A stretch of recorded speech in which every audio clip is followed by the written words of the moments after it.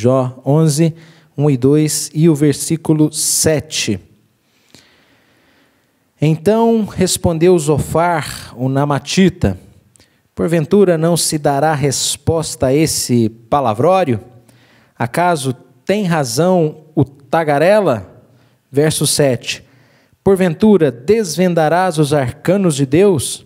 Ou penetrarás até a perfeição do Todo-Poderoso? Amém. Os irmãos já perceberam que eu tenho procurado construir a coesão das exposições que tenho feito em Jó, a partir da descrição de um sentimento, uma postura, um desejo ou mesmo uma ação de alguns dos personagens envolvidos nessa história e que se dão dentro de uma determinada circunstância, de uma determinada característica circunstancial. Hoje o personagem é o Zofar, um dos amigos de Jó. Nós temos Bildade, Elifaz e Zofar. E eles intercalam com Jó palavras, num debate ali, réplica, tréplica, enfim, discutem muitas coisas em relação ao que Jó está passando, a situação de Jó, o sofrimento, a vida, Deus, soberania de Deus, enfim, são muitos os assuntos. Na nossa última exposição, por exemplo, em Jó capítulo 10, eu falei sobre uma conclusão no encalço das circunstâncias, ou seja, uma conclusão que Jó chegou no contexto de se sentir perseguido por Deus. Na verdade, por não compreender muito bem o que estava acontecendo, Jó se equivoca e pensa estar sendo perseguido por Deus em relação ao fato de ser pecador e de que Deus está o vigiando e ele não entende o que Deus está fazendo, por que Deus está fazendo, e isso leva a uma conclusão no verso 18 do capítulo 10, era melhor não ter nascido do que viver o terror que eu estou vivendo. A resposta, meus queridos irmãos, era que somente conhecendo a Deus através de Jesus Cristo, Jó perceberia que sua vida tem um propósito. Aprendemos que se conhecemos a Deus por meio de Jesus, muita beleza e graça se descortinam diante dos nossos olhos. Talvez você pergunte, mas pastor, como é que Jó ia conhecer Jesus Cristo? Queridos, Jó percebeu Jesus. Jó percebeu a necessidade de Jesus. Jó percebeu que ele precisava de um mediador. Jó 9:33, não há entre nós árbitro. Ele se sente naquela desigualdade de relacionamento, de um poder desigual, de um fórum de debate desigual em relação a ele com Deus. E ele fala, se houvesse o mediador para colocar a mão no ombro de ambos, para poder fazer uma ponte nesse abismo, eu me sinto distante de Deus, porque aquelas conversas dos seus amigos faziam com que Jó pensasse que havia uma inimizade entre ele e Deus. E Jó, então, percebe a necessidade do mediador. No capítulo 11 aqui, meus irmãos, um dos amigos de Jó, dessa feita, o Zofar, como eu disse, se apresenta como alguém que trará uma resposta para as questões trazidas anteriormente por Jó. Jó trouxe uma palavra no capítulo 9 e 10. E o Zofar se apresenta como alguém que vai trazer resposta a essa palavra de Jó, essas declarações de Jó, de que ele se sente longe de Deus, e por não compreender o modo de Deus agir, isso lhe tem tirado o sentido de viver.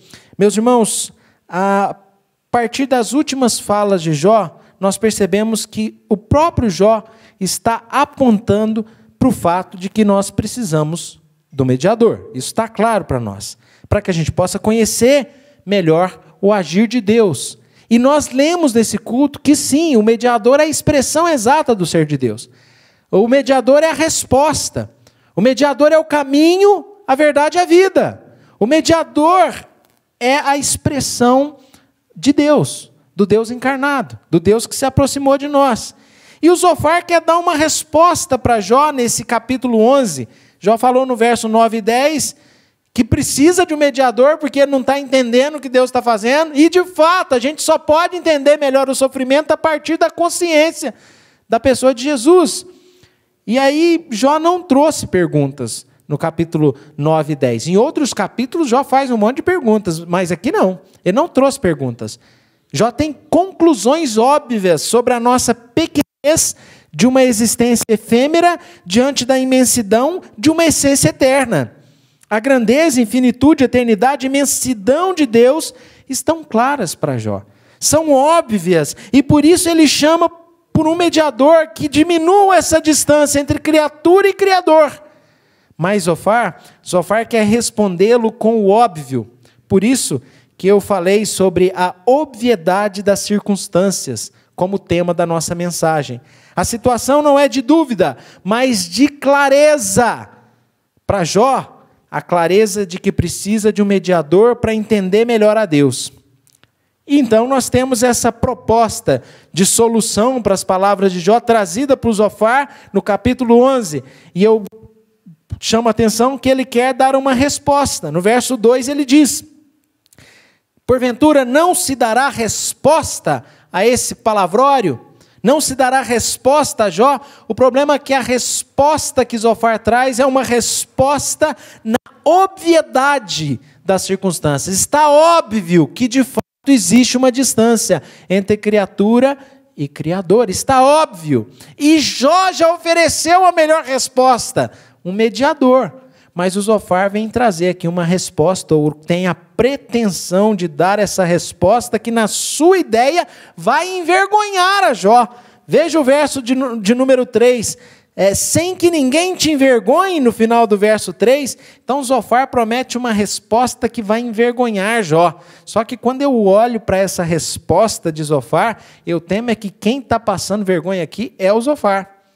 Por quê, meus irmãos? Tem algo errado na resposta dele? Tem algo errado na palavra dele? Não!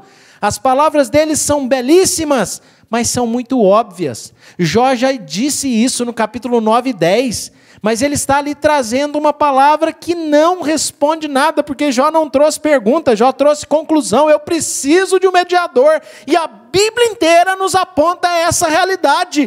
Quer conhecer melhor a Deus, quer conhecer melhor o Pai, quer conhecer melhor a vontade do Pai, quer conhecer melhor o sentimento do Pai, quer conhecer melhor a verdade do Pai? Você precisa de um mediador, e é Jesus Cristo que se pôs entre nós e o Pai, que se fez carne, se aproximou de nós, e é a expressão exata do Pai. Quem vê a mim, vê o Pai. Jó está muito mais correto do que esses amigos.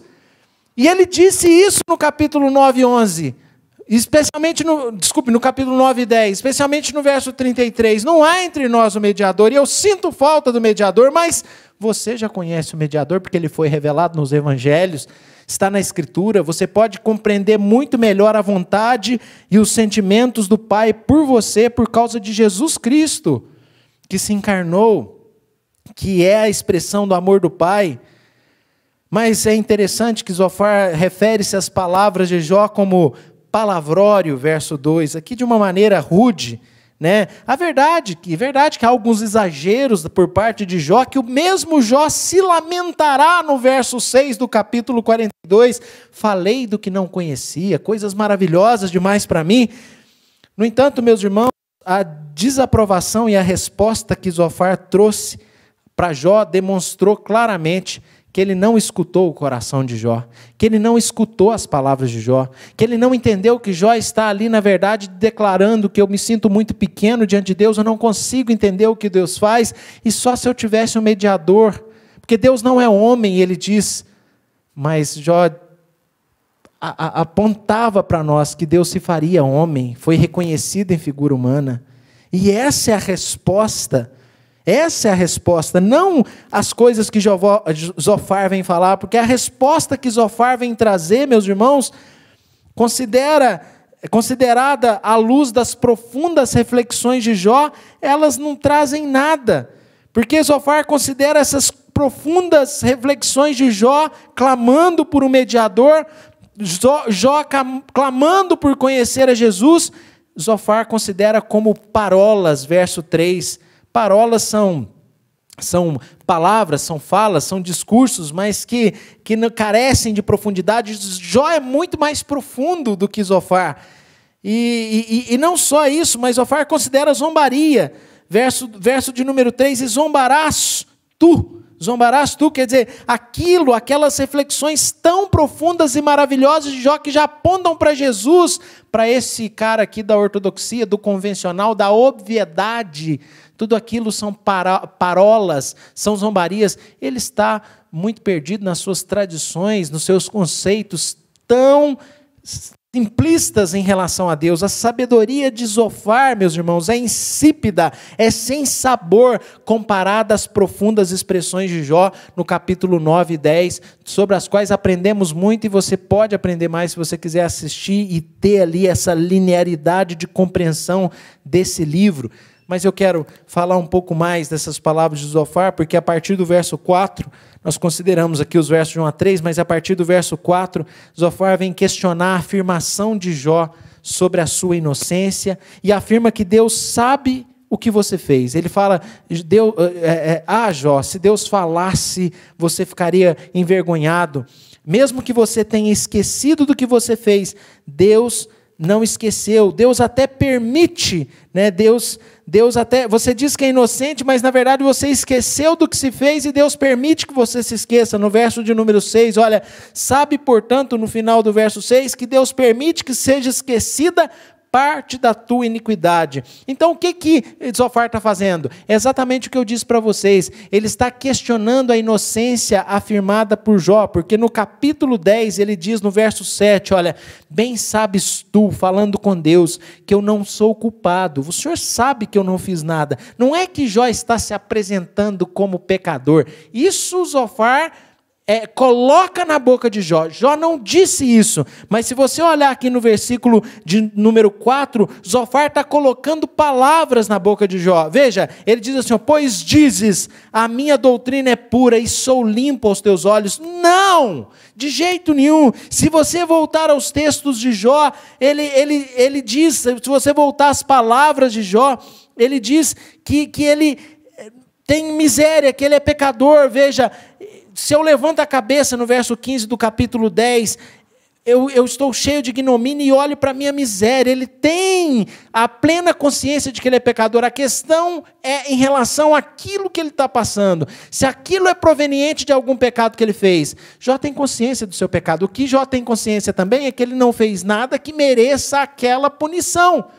E o Zofar está colocando palavras na boca de Jó, questionando a inocência de Jó, dizendo, você diz isso, você diz que a sua doutrina é pura, verso 4 do capítulo 11, você diz que é limpo aos olhos de Deus, veja, e sou limpo aos teus olhos. E aí o Zofar fala, se Deus falasse com você e abrisse os seus lábios contra ti, te revelasse os segredos da sabedoria, dessa sabedoria de Deus que é multiforme, verso 6, sabe, portanto, que Deus permite que seja esquecida parte da tua iniquidade. Deus permite que você se esqueça, mas Deus sabe da sua iniquidade. É uma acusação, é uma acusação. Zofar está acusando Jó, dizendo, Deus sabe que você fez coisa errada e por isso que você está sofrendo. Meus irmãos, essa não é a lógica revelada pelas Escrituras.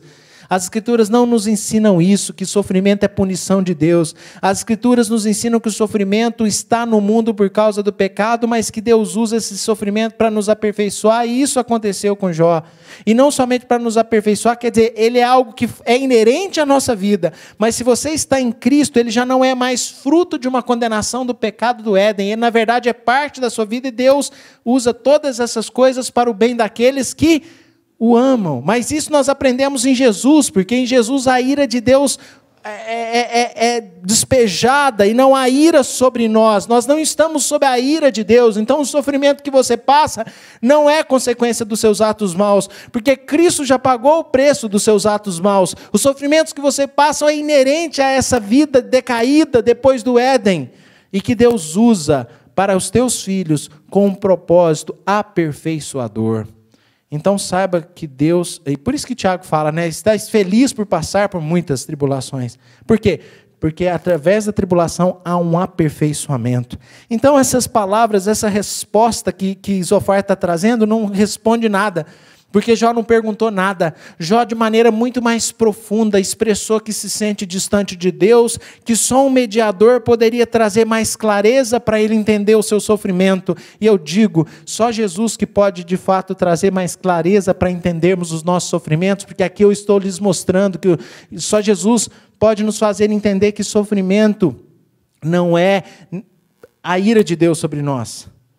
Não necessariamente, aqueles que estão em Cristo não estão sofrendo a ira de Deus, porque a ira de Deus já foi cumprida em Cristo Jesus. Então veja que Jó está muito mais profundo do que esse seu amigo. A partir dos versos 7 a 12, a obviedade da resposta de Zofar ainda se torna mais clara. São só coisas óbvias, que Jó está cansado de saber, que não ajudam nada naquele momento. Verdades óbvias que Jó reconhece e já falou sobre elas nas suas falas anteriores.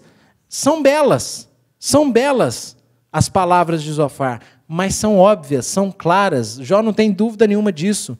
Por quê? Porque se você voltar às falas de Jó, Jó tem consciência de que Deus sabe todas as coisas, de que Deus é soberano sobre tudo que faz, de que Deus é reto em tudo que faz. E o que Zofar vem falar é exatamente o que Jó já falou no capítulo 9 e 10, que se sente muito distante naquele momento de dor, que sente Deus distante, mas que precisa de um mediador. E começa provavelmente a anunciar, né, que Deus vai prover isso para nós. E Deus no seu tempo, né, na plenitude dos tempos, Deus enviou o seu filho, nascido de mulher, Gálatas 4:4. Então, voltando aqui para o texto, as verdades que Zofar traz a partir do verso 7 são óbvias, são belas, óbvias, vale a pena olharmos para elas, porque nos remete, né, à grandeza de Deus. O verso de 7, por exemplo, olha que coisa linda. Porventura, desvendarás os arcanos de Deus, os mistérios, arcanos, os mistérios de Deus. Desvendarás os mistérios de Deus, ou penetrarás até a perfeição do Todo-Poderoso? Quer dizer, você vai desvendar os mistérios de Deus, você vai penetrar até a perfeição do Todo-Poderoso? Bonito esse versículo, não é? De fato, nós não podemos. Você vai desvendar os mistérios de Deus? Não, Deus é muito maior do que nós, do que a nossa mente, do que a nossa capacidade de compreendê-lo, mas Ele nos deu uma revelação objetiva, suficiente para o conhecermos. Jesus Cristo é a expressão exata do seu ser. Nós não podemos penetrar os mistérios do Todo-Poderoso, a perfeição do Todo-Poderoso, porque nós somos imperfeitos, mas isso é claro, isso é óbvio, isso está na cara. Nós usamos muito esses versículos na teologia, quando eu estou tratando com meus alunos sobre a doutrina de Deus, né, para mostrar que nós temos limitações no conhecimento de Deus. E o Zofar fala dessas limitações, mas Jó já disse elas. Jó já apresentou elas. Eu me sinto tão distante porque Ele é tão maior, porque Ele é tão mais poderoso. Nós vimos isso no capítulo 9, porque Ele é tão mais sábio do que eu. Então Zofar não está acrescentando nada, é uma resposta na obviedade das circunstâncias. As coisas estão óbvias aqui, e a resposta dele é bem mais tacanha do que a profunda reflexão de Jó, porque Jó já fala, como eu disse, do mediador, e Zofar não. Zofar só fala da grandeza de Deus, coisa que a gente já sabe. Mas e aí? E aí que o Deus grande te ama e te deu o filho dele. E aí que Deus grande te ama e tem um propósito na sua vida. E isso já está muito mais perto do que o Zofar. E aqui, meus queridos, a partir do verso de número 8, os versos 8 a 9, o Zofar nos faz pensar aqui sobre que o conhecimento de Deus, a grandeza de Deus, a perfeição de Deus, ela ultrapassa as fronteiras dos 4 âmbitos principais do universo. Como assim? Olha para o texto, ó. O conhecimento de Deus é mais alto do que o céu. Veja, o conhecimento, as alturas dos céus, como as alturas do céu é a sua sabedoria. Então ultrapassa a fronteira dos céus. Que poderás fazer? Mais profunda ela é do que o abismo. Agora fala do Hades, né, da dimensão inferior. Então o conhecimento de Deus, a sabedoria de Deus é mais alta do que os céus, é mais profunda do que o abismo, do que o mais profundo, daquela declinação mais profunda, né? Do declive mais profundo. A sabedoria e o conhecimento de Deus é mais profunda do que qualquer abismo. A partir do verso 9 ele fala que é mais longa do que a terra, mais larga do que o mar. Veja, o âmbito da grandeza de Deus, da sabedoria de Deus, do conhecimento de Deus, da perfeição de Deus, dos mistérios de Deus, ultrapassa o céu, ultrapassa o mais profundo, ultrapassa o tamanho da terra, ultrapassa o tamanho do mar, ultrapassa todas as fronteiras principais do universo. Ok, mas isso nós sabemos, é lindo e é importante que tenhamos essa consciência sobre o Deus eterno, sobre o Deus criador, mas isso não é uma resposta, isso Jó tem claro em sua mente. O homem não consegue compreender a Deus em seu caráter, em suas obras, mas é isso mesmo que Jó já disse no capítulo 6, no capítulo 7, no capítulo 9, no capítulo 11, no capítulo 10. Isso são respostas, são questões óbvias, por isso eu repito, uma resposta na obviedade das circunstâncias. As circunstâncias são óbvias. Nos versos 10 a 12, há declarações muito fortes aqui, muito fortes do Zofar, desnecessárias, porque ele continua falando dentro de obviedades, coisas que são claras, coisas que são óbvias. Veja o verso de número 10, o homem, porém, morre, fica prostrado, expira o homem, onde está? Diante dessa grandeza de Deus que ultrapassa os âmbitos das principais fronteiras do universo. O homem, ao contrário disso, ele morre. O homem, ao contrário disso, ele não tem essa dimensão de eternidade, de imensidão que Deus tem.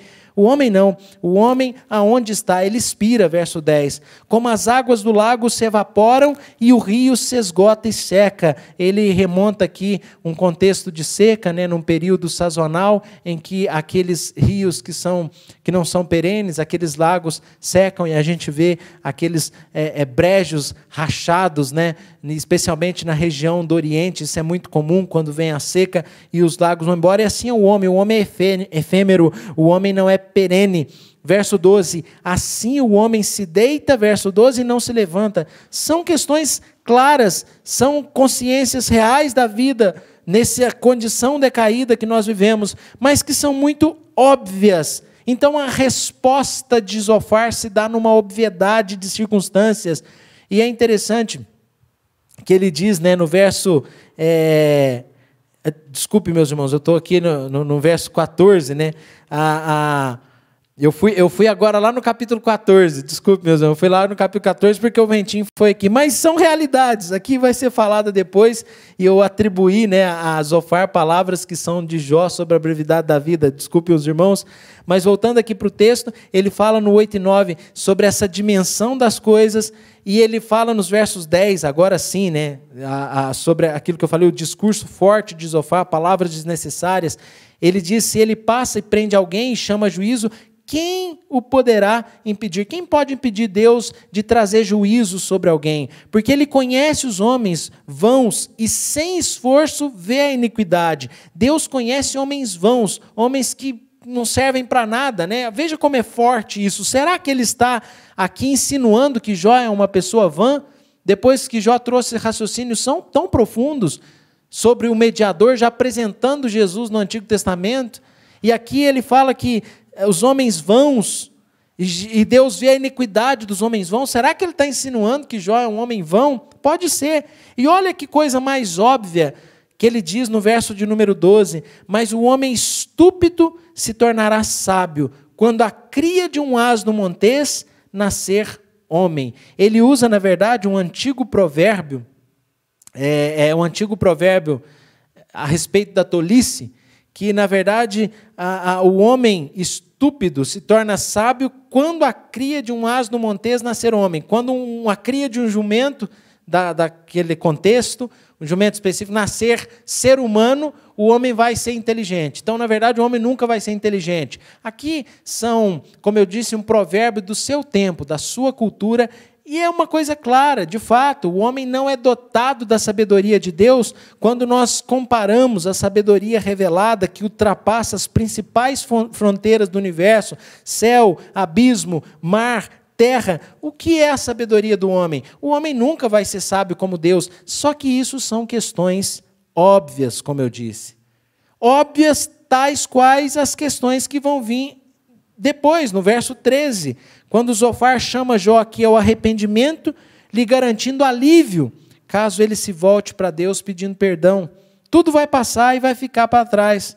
Só que essa era a corrente usual e óbvia dos conselhos piedosos dos seus amigos. Ô Jó, há um pecado, se você se arrepender dele, Deus te perdoa e isso tudo fica para trás. A questão era mais complexa que essa, porque Jó mostrou isso para nós. Eu não entendo a maneira de Deus agir, eu entenderia se eu tivesse um mediador que eu pudesse entender melhor Deus. o amor de Deus.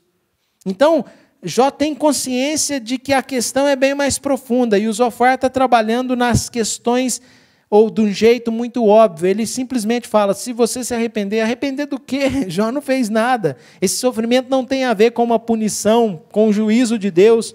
E ele vem falar isso nos versos 13 em diante. Olha, se dispuseres o coração, estenderes as mãos para Deus. Veja, se você orar, meu querido, se você endireitar o seu pensamento, se você fizer orações, pronto, veja o verso 14. Se você lançar a sua iniquidade, arrepender, não permitir que haja pecado na sua tenda, na sua casa. Verso 15, então levantarás o rosto sem mancha, sem mácula, estarás seguro e não temerás, pois te esquecerás dos teus sofrimentos, ficou tudo para trás, deles não terás lembranças, como de águas que passaram. Me faz lembrar daquele texto de Coríntios, em que Paulo fala que se você está em Cristo é nova criatura, as coisas velhas já se passaram, só que aquele texto não está falando de sofrimento, não. Você está em Cristo agora, acabou, o sofrimento passou, agora é só alegria, agora é só tranquilidade. Bom, na minha vida nunca foi assim. Na minha vida não foi assim. As coisas velhas que se passaram é o velho homem, é o pecado que ficou para trás, é a falta de esperança, porque agora eu vivo um sofrimento, mas eu tenho esperança no amor de Deus revelado em Jesus Cristo, e em Cristo eu sou nova criatura, porque eu sou uma criatura de esperança, que luta contra o pecado, que não tem mais aquele tipo de vida, mas isso não tem nada a ver com sofrimento. Olha que discursinho mais sem graça, mais óbvio, mais simplista. Veja, se você se arrepender, tudo muda. Te esquecerás dos teus sofrimentos, verso 16. Verso 17, a tua vida será mais clara que o meio-dia. Ainda que lhe haja trevas, serão como amanhã. Não vai ter mais escuridão. Sentir seguro, porque haverá esperança. Olharás em derredor e dormirás tranquilo. Mas que conversa é essa? Eu caminho com Cristo, mas estou passando álcool em gel aí, estou usando máscara, porque se eu der bobeira, eu pego esse vírus. Porque estar em Cristo não significa estar livre de sofrimentos, de apreensões. Esse discurso aqui está muito manjado. Há uma regra geral de que você viver em Deus, você vai ter sempre esperança, força, mas você não vai estar nessa tranquilidade toda aqui, não. Sentir-se-á seguro. Sim, eu estou seguro porque a minha alma está nas mãos de Deus, eu estou seguro porque a minha vida está nas mãos de Deus, e que se eu morrer, eu vou encontrar com o meu Salvador, meu Senhor Jesus Cristo. Então eu tenho essa segurança. Mas daí eu me senti seguro, dormindo tranquilo, onde nada me espanta. Não, a gente vive muitas dificuldades, só que há uma esperança que nos faz estar tranquilos, né? Mas do ponto de vista aqui de que acabou o seu sofrimento, igual ele diz no verso 16, esquecerás, ficará tudo para trás e acabou, não. Isso aqui é um discurso muito mais raso do que o discurso de Jó. Esse aqui está muito manjadinho, está uma conversa assim, muito simplista do que é a vida. No verso 20 ele fala que os perversos desfalecerão, o seu refúgio perecerá, sua esperança será o render do espírito. Quer dizer, a esperança do perverso, o perverso vai enfrentar as consequências de não viver perto de Deus. Olha, há uma regra geral, que Deus abençoa os seus, que Deus traz juízo sobre os perversos, mas essa resposta de Zofar está muito dentro de uma obviedade, e as coisas de Deus e os mistérios da vida são muito mais complexos do que isso, e Jó está muito mais ligado nesses mistérios do que esses simples raciocínios de Zofar. As palavras de Zofar, como eu disse, são triviais, especialmente porque Jó sabe disso tudo que Zofar falou, sobre a grandeza de Deus, sobre a infinitude, a imensidão de Deus, a sabedoria de Deus, coisas que Zofar vem falando. E é o que Jó já estava falando, sobre a sua limitação da compreensão humana diante da infinitude da sabedoria de Deus. Eu disse que o tema da mensagem é uma resposta na obviedade das circunstâncias. E não é essa a resposta. Zofar trouxe uma resposta, mas essa resposta que Zofar traz é esquisita, porque não existiu pergunta de Jó. Jó trouxe afirmações verdadeiras de que se sente distante de Deus e só um mediador poderia resolver isso, e o Zofar está ressaltando essa grandeza de Deus diante da nossa pequenez. Essa é a realidade óbvia das circunstâncias que Jó já apresentou, que Zofar está repetindo, e eu preciso trazer os irmãos agora para a conclusão da nossa exposição. A partir disso que nós lemos, a partir das considerações que eu fiz, o que a gente pode aprender desse texto? Quais são as aplicações, implicações envolvidas nessa passagem? O que isso tem a ver com a minha e com a sua vida? Bom, em primeiro lugar, precisamos lembrar que o capítulo 11 é uma resposta ao capítulo 10. Não obstante o fato dele não trazer uma pergunta, Jó não traz pergunta no capítulo 10, Zofar vem dizendo, ninguém vai te oferecer resposta? Pois eu vou. Meus irmãos, Jó vinha se sentindo em seu sofrimento distante de Deus. Ele entendia que se houvesse alguém, como eu disse e repeti várias vezes nessa exposição, se houvesse alguém para mediar essa relação, alguém que pudesse colocar a mão no ombro de um e de outro, dele e de Deus, alguém que conhecesse os dois lados, a humanidade e a divindade, se houvesse alguém, ele se sentiria, ou ele compreenderia melhor a Deus. Para Jó, essa pessoa que se colocasse no meio, poderia superar esse abismo entre o homem e Deus, poderia trazer luz a alguns mistérios e dúvidas que estavam na mente dele e que o fez desesperançar da vida. Assista Jó 9, você vai entender ele dizendo isso, olha, se houvesse um mediador. Agora repito e pergunto, o que isso tem a ver com a nossa vida? Meus irmãos, a verdade aqui é que Jó tem razão, Jó tinha razão. Somente em Jesus Cristo a gente pode conhecer a Deus de verdade.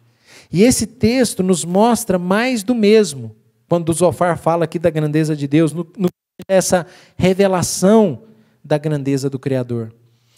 A conclusão mais importante que a gente pode chegar ao ler esse texto é que, de fato, Deus é muito maior do que a gente pode pensar. E o Zofar colocou isso bonito ali, olha, quem que vai penetrar os mistérios de Deus?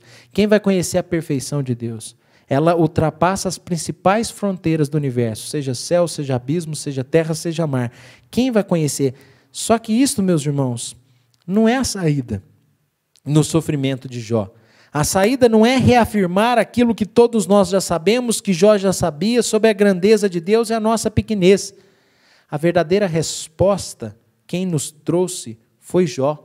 A resposta que Zofar poderia oferecer a Jó era a resposta do amor de Deus. Deus te ama, embora você esteja sofrendo, Deus te ama. A prova disso é que Ele vai prover, né, o mediador, ou, na verdade, à luz de seu tempo, mesmo sem conhecer a revelação de Jesus Cristo, a resposta para Jó seria, olha, Deus te ama, apesar disso. E nós sabemos desse amor quando Deus nos manda o seu Filho Jesus. Então, em Jesus, nós podemos conhecer e saber que Deus nos ama. O nosso grande, especial desafio para mim e para você é lembrar dessa verdade nos nossos momentos de luta e de dor. Nesses momentos difíceis, nesse momento que a gente tem que ficar isolado, nesse momento de pandemia, de tanto sofrimento, de pobreza, de incertezas, nesses momentos de dificuldade, você pode ampliar muito o seu conhecimento da vontade de Deus, da grandeza de Deus, saindo desse raciocínio linear dos amigos de Jó, de que a vida é simples assim.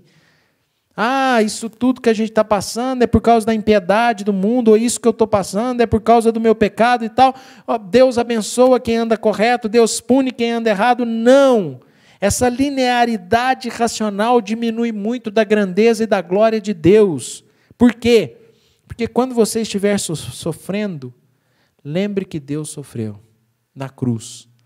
Ele passou por todos os nossos sofrimentos, Ele conhece os nossos sofrimentos.